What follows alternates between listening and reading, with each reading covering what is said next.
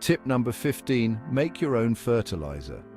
One of the best ways to ensure your plants get the nutrients they need is by creating your own fertilizer at home. It's simple, cost-effective, and environmentally friendly. Start by collecting banana peels and use coffee ground. These kitchen scraps are packed with essential nutrients that your plants crave.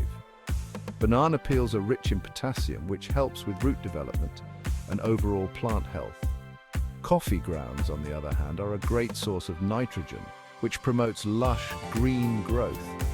To make your fertilizer, simply chop up the banana peels into small pieces and mix them with the coffee ground. Then incorporate this mixture into your soil. Not only will this provide a nutrient boost, but it will also improve soil structure and drainage. Your plants will love the extra care and attention, and you'll love the results.